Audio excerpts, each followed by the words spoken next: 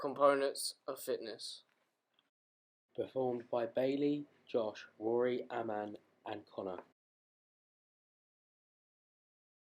Video will demonstrate power, strength, speed, flexibility, muscular endurance and aerobic endurance. These will all be performed by the participants.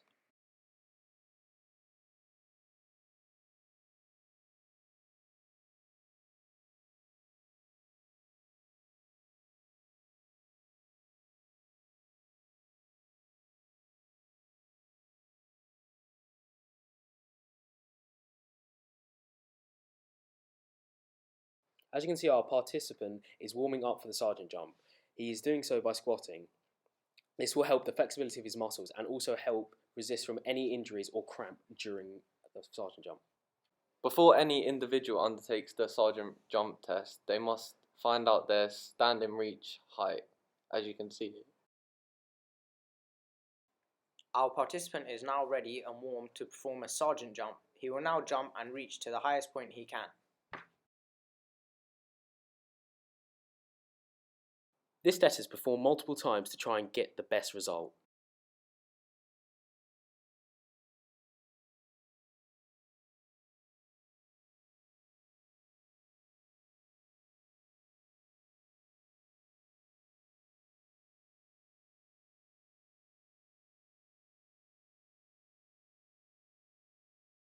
This is a hand grip test which assesses the participant's hand grip strength.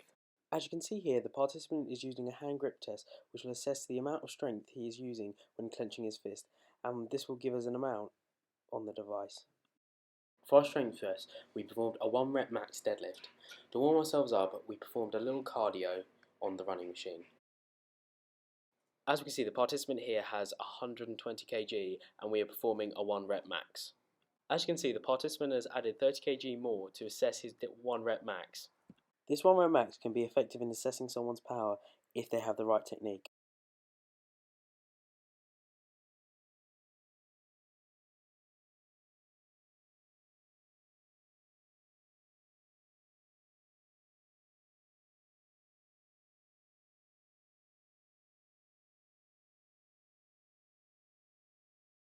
As you can see, our participant for the 35-meter sprint is now warming up. He will do a slow run, jog, or, as you can see here, cycle to warm up the muscles and try and stave off any injury. This is our speed test, which is the 35-meter sprint, where an individual has set up 35 meters apart between two cones and is run from one cone to the other whilst being recorded. For the 35-meter sprint, you will need several people to assess when he has crossed the line and the starting position and to correctly manage the time.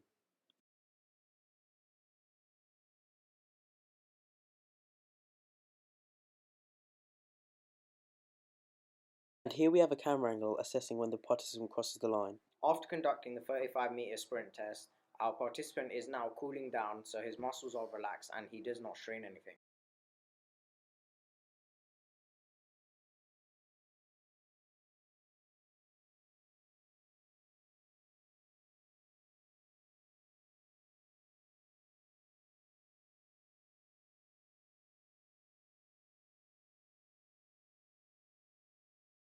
Here our participant is stretching to gain the max amount of flexibility for the sit and reach test. This form of stretch will help the participant gain more flexibility and have a better reach in the sit and reach test.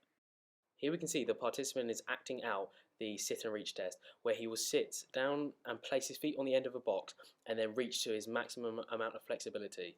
This will help assess the flexibility of the participant.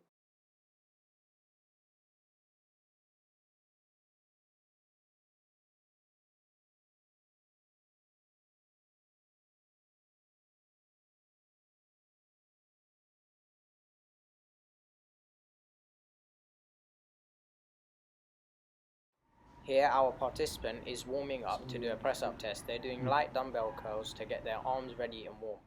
This is a muscular endurance test and we did a 1-minute press-up test to conduct it.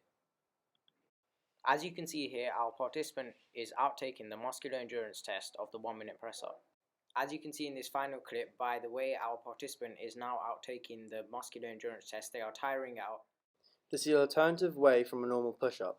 This is done by going on your knees instead of your toes. If the participant cannot complete a normal push-up. Our participant is now doing a push-up. It is being measured and measured accurately by either placing a fist underneath their chest to see whether they are doing a full correct push-up. Alternatively, you could place a cone there.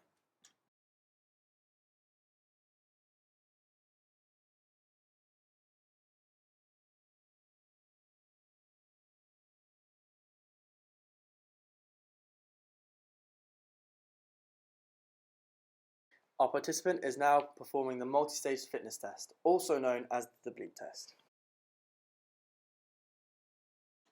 This measures our participants' aerobic endurance and how fit they are. This form of anaerobic endurance is very good for testing long distance running, so it may be suitable for a 800-meter runner, whereas a sprinter this would not be suitable due to the fact that it is more of a long distance test rather than a quick pace sprinting test.